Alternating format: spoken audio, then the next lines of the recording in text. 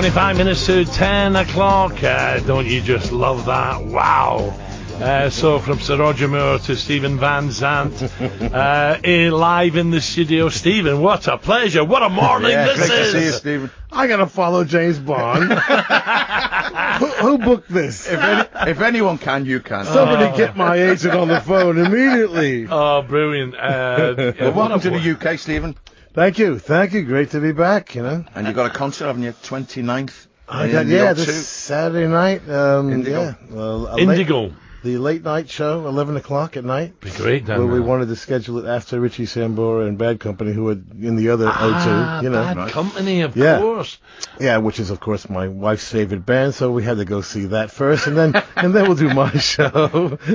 Actually, my cab driver drives me in the morning. He's there tonight, Bad Company. Is he? Yes. Yeah, they're great. I saw Paul Rogers recently, and it's just terrific, still. And we're doing my first show. I hate to say this, but in about 30 years. Wow. This is your band, isn't it? Yeah. I mean, we just, quickly assembled the band. I was having a discussion with Leo Green, the promoter, a month or two ago. And he says, when are you coming back to the UK? I said, well, I'm coming back for Bill Wyman's birthday, Lovely. Which I saw Bill last night. And he said, well, since you're coming over anyway, let's put a band together and do my blues festival, I thought, you know what, I'm going to do that, because I haven't played in so long, and looks like the E Street Band's not going to tour summer of 17. So I thought it's a good moment to get my records re-released, maybe do a new album, and put a band together and tour summer of 17 myself, which I haven't done in a long time. You've been to the E Street Band is it Little Stevie's band and then the E Street Band? Well, it's Little Stevie and the Disciples of Soul, right? But the E Street Band I've been doing exclusively, now for a long time, but mostly TV. I mean, I went from Sopranos right to Lilyhammer pretty much, and so that was 13, 14 years of TV, and then the E Street Band tours in between, So I've been busy, but I let my own thing go a bit, which I shouldn't have done, and so I'm gonna get all of my records re-released and get a new one out and tour summer of 17 myself, for the first time in. Am I right? Years. Are you excited? Yeah, it's exciting. I mean, I'm a bit of an anxiety attack, but it's fun. But you're a Boston boy to begin with, aren't you? I was born in Boston. Yeah. But got to Jersey early, So I was in a Chinese restaurant last night, not far from the O2, and my daughter turned up, and then this lady heard me talking, and she said, "Are you on radio?" And she was an American lady, and she says, "No, Stephen's coming in. Ask him about." And here we go. The Stone Pony at Asbury Park. Does that ring a bell? Yeah, that was the club. That I started a group called Southside Journey and the Asbury Jukes, right? Me and Southside. That was our residency. It was the Stone Pony. We sort of made a bit of history without knowing it, of course. But we got there early 70s, and the roof had caved in from a hurricane, so they were about to close the club. So we said, listen, before you close the club, we'll play on the weekend, but we're going to play whatever we want to play. Yeah. Right? And we'll take the door, you take the bar. And nobody in New Jersey had ever been able to play what they wanted to play. You had to play the top 40. Right. So they said, fine, we're going to close in a couple of weeks anyway. So, we had 50 people, then 100, then 200. Built it up, Then they fixed the roof. Yeah. Then they expanded the place. We ended up 3 nights a week. 1,000 people a night. Wow. For months, and so that was the first residency, and then Bruce started hanging around because his first 2 records didn't do very much, so he couldn't work. Where was Bruce? Was Bruce a Jersey boy or New York? No, we're all in Jersey. Okay. Jersey. Yeah, but Bruce had gone into the music business, which is tough when you're used to playing in bar bands. The business is tough at first. Anyway, he couldn't really work that often, so he was hanging around, and we created a scene down there, and that residency really paid off in the end. Brilliant. And the lady also said, another one in New York City, says her father owned it. Roslyn. Did you ever play Roslyn?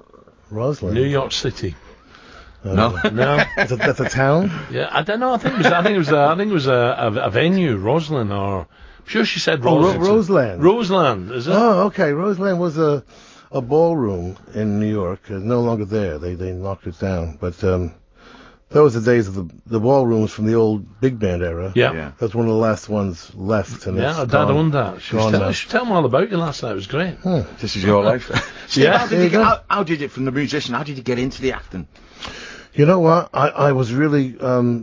I'd stopped playing for a while, and Just took a break from music. yeah, I never had a manager, and I just got my first manager now. Right. Okay, for the first time in my life, Wow. you know, which is why I'm coming back in the music business, because I didn't have a manager, and it's a critically important part of your life to have a manager if you're in the music business.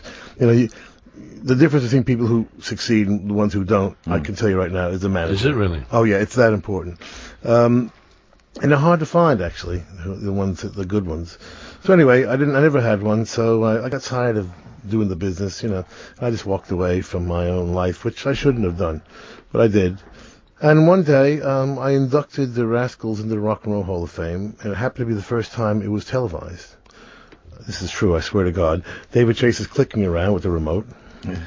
He sees the Rascals, which he was a fan of, and I come on and did a 5-minute kind of comical bit. Might be on YouTube, everything else is. And he says, let's get him for the TV show, Yeah. Just like that.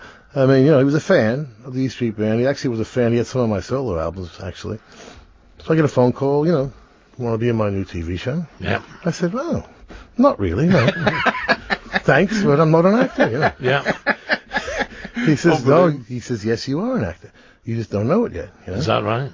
So I had nothing really going musically at the moment, you know, and I was give it a shot. Not really relating to what was going on before I started my radio show. You know, so I hadn't gotten into my radio show yet or any of that.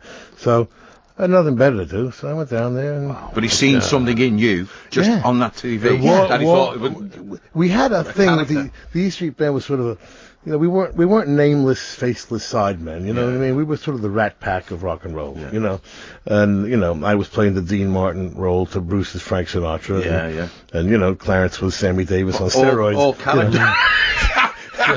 You know, I mean, you know, but you know, we had that sort of Rat characters. Pack thing. Yeah, we were characters. You know, so I think David Chase picked up on that. He's, you know.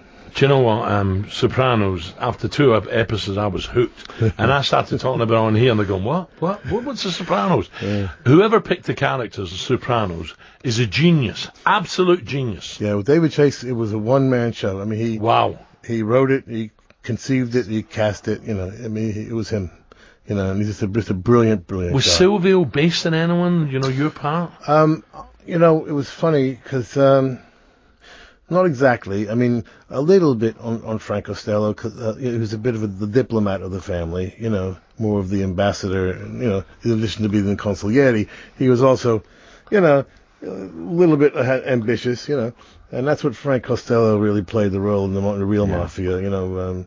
He was a bit of that, you know. But Paulie and Christopher, and even Tony's mum. Well, Tony, you know, I cried when I heard he died. It was incredible. But some of the series were just magnificent. In the snow, when they lose a shoe in the snow. You know, and then when Tony and Christopher come back from the casino up north and they stop at a motel and there's some bikers robbing up, they think, we'll have them. You remember they nick all the booze, all the hooch? You know, I just watch it over and over. You know, I got to do that one of these days. And I've never gone back and actually watched the show, you know. I got to do that. Do you realise at the time it is something special when you're working, or is it just work? You know, you're doing the best what you can, and the other actors and. Yeah, I mean, when we did the pilot first, we didn't realize what it was at all. I mean, HBO almost didn't pick it up. They went the entire, like it was like a year or so before they, you know, it was a big commitment for them at the time. People forget HBO was this little network. You know, they had a football show on, and maybe you know, showed movies and. You know, this was a big commitment to them. So they waited till the last minute, and then it got on. But within, you know, even after we shot the whole first season, it was so eccentric, really. It was so bizarre. We really didn't know, you know, what we had. We enjoyed it. We knew we enjoyed it. Was it good fun filming? Yeah. It's great people, you know, and they really were nice to me, you know, which I didn't know what to expect, because, you know, You're coming in from the outside as a, rock and roll guitar coming player. in fresh as well. You know what I mean? And, but they treated me totally with respect. It was wonderful. And Jimmy Gandolfini set the tone for the whole set, and he was just the greatest guy in the world. Yeah.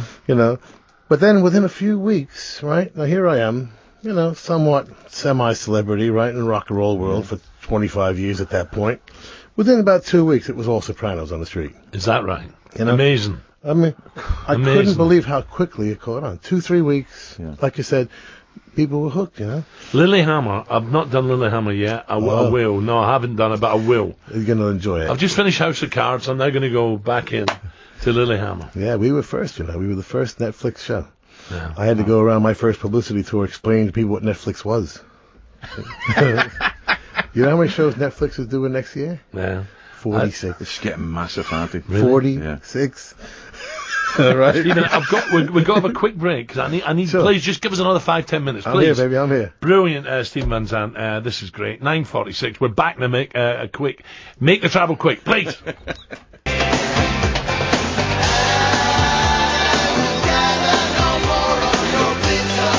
9:52. Stephen Van Zandt with us, and that's your band, Bitter Fruit. Yeah. Single Bitter Fruit. We're doing that one this week, actually. And this is O2 again, sorry, because we're getting people joining us all the time. Oh, yeah. So it's O2 Indigo tonight and all week, or is it just tonight? No, just Saturday night. Saturday night? At the Indigo. Yeah. 11 o'clock at night show. We're going to go on after Bad Company and Richie Sambora. There's a great pub opposite as well called The Gun. So maybe slip in there first, then a little boat across to the O2. So we're going to, I'm going kind of going back to my roots. It's going to be like a 15-piece band. It's going to be a lot of rock and soul music that I started with, Brilliant. I bet you love it, because I love it, yeah. You've had a break now and you go back to your own music. Yeah. So, we're going to do a lot of the first album and some Southside Johnny Nesbury Juke stuff that I wrote for Southside and some covers, some blues things, because it's a blues festival, we got to do some blues things, that's going to be fun. Tell us a little bit about Bill Wyman. You're over here. It's Bill's birthday. Yeah. Bill, we had his private birthday party last night. We went to the gallery. He's got a photo exhibit at the Proud Gallery on Kings Road. Yeah. And then went back to his house. And then Friday night, it's more of a public sort of a party at the O2. I'm not sure where. It might be the same place that I'm doing. The Probably will be. Yeah. Well, they've got all sorts of different lounges there. Yeah. Beautiful. There's one in particular. There's a little duo play. Bowl? Somebody said the Brooklyn Bowl? I don't know, maybe. I don't know. But anyways, so that's going to be the private parties Friday, and then I'll do my show Saturday night at 11 p.m. So yeah, I'll be jamming with Bill on Friday. There's going to be a lot of people there jamming. I mean, a lot of people are coming. And Van Morrison, did you mention Van earlier? Van's going to be around. And I think he might come to the party as well. But I'm staying the day after my show to see Van Morrison and Jeff Beck. Who, my favorite guitar player. Hi-ho, Silver Liner. That's it. Love that one. You know it, baby. That's where you're at. Yeah. All right. Hopefully he'll do that.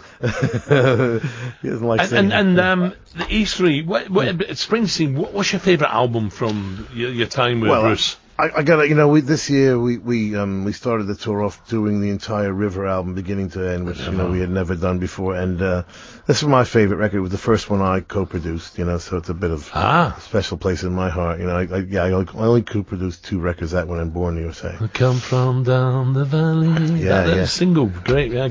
It's just a great, it was the band at our peak, really, and it was a real band album, and it was a great album. It was also a great show to do live. Well, there've always been great shows, haven't they? And the value for money you give the fans. It's 2 shows. I mean, and by the way, people coming expecting that from my show. It ain't going to be no 4-hour show, baby. I'm telling you right now. That's 2 of my shows.